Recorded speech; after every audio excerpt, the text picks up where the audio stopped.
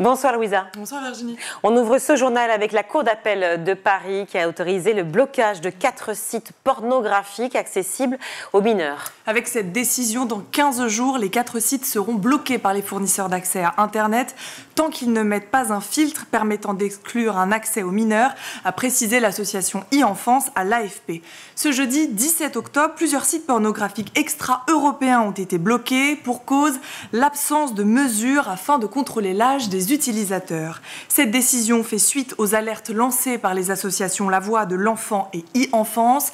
L'ARCOM précise que 2,3 millions de mineurs accèdent à ces sites chaque mois. Pour rappel, la loi sur les violences conjugales de 2020 précise que les sites pornographiques doivent contrôler leur accès et qu'il reste interdit aux mineurs, une déclaration de majorité n'étant pas suffisante. Concernant les sites hébergés dans l'Union européenne, la décision sera rendue par la Cour de justice de l'Union européenne.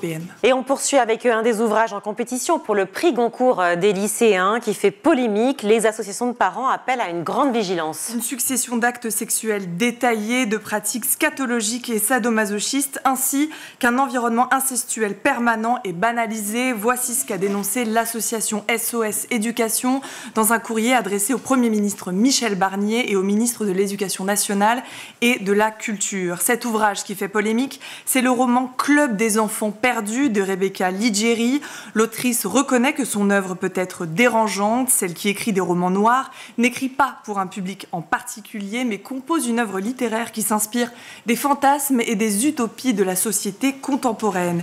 Les lycéens ont 2 mois pour lire les 14 ouvrages sélectionnés. Ils seront entourés de leurs professeurs, pourront rencontrer les auteurs et d'autres lycéens durant cette période. Pour rappel, l'année dernière, les lycéens avaient attribué le prix Goncourt à Triste Tigre de Neige Sino, un roman basé sur l'histoire d'un viol. La décision leur appartient. Le ou la lauréate sera annoncée le jeudi 28 novembre à 13h en direct de Rennes. Concernant les lois sur la laïcité, la ministre de l'Éducation nationale, Anne Genetet, a affirmé que le nombre de signes religieux dans les écoles avait considérablement diminué. Les ports de signes ostensibles religieux ont diminué de façon drastique. C'est aussi le résultat de l'interdiction du port de l'abaya et du camis, qui était une bonne chose. Voici ce qu'a affirmé Anne Genetet hier dans Bonjour la matinale TF1. En cette rentrée, les pouvoirs publics comptent 110 cas contre 838. L'année dernière, un constat qui se justifie par les bonnes décision de Gabriel Attal, a affirmé la ministre. Interrogée sur la sécurité des professeurs, elle souligne, je cite, que la formation aux enjeux de la laïcité se déploie de plus en plus. Sur la seule année scolaire 2023-2024, ce sont 267 000 agents du ministère qui ont été formés. Voici ce qu'elle a rapporté à l'AFP. Pour rappel, une protection fonctionnelle est désormais attribuée aux professeurs qui seraient sous la menace. Anne Genetet souhaite également, je cite, modifier la loi afin que l'institution éducation nationale puisse déposer plainte pour son agent, toujours dans l'objectif d'assurer la protection aux professeurs.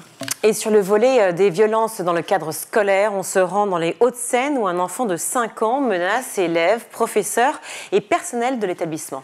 Tape les enfants et les adultes, lance des objets, y compris des chaises et des couteaux à la cantine, détruit du mobilier, dit des grossièretés, des menaces qu'un enfant de son âge ne devrait pas dire, fait des doigts d'honneur, pousse les autres enfants, force les filles à l'embrasser ou cherche à regarder leurs culottes et ne semble accepter aucune limite posée par l'adulte. Voici les propos rapportés par 2 associations de parents d'élèves au rectorat.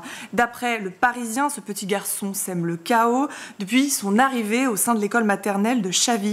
Des mesures avaient déjà été prises, réduction du nombre d'élèves dans les classes, animateurs périscolaires, ATSEM à temps plein. Rien ne change. 3 plaintes ont été déposées auprès de la brigade de la protection de la famille.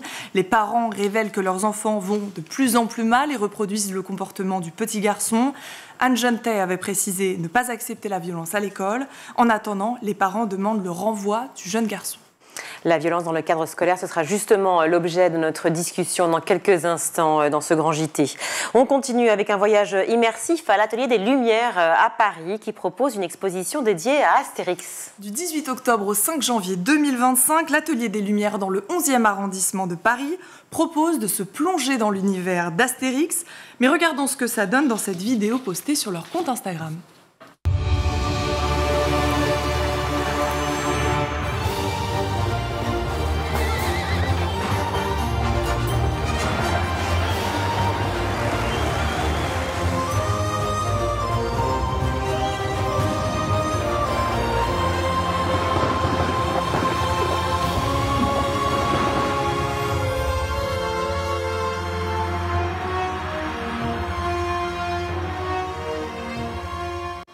Et oui, les décors ont été recréés, les personnages prennent vie, Panoramix, Obélix, Jules César, les pyramides d'Égypte.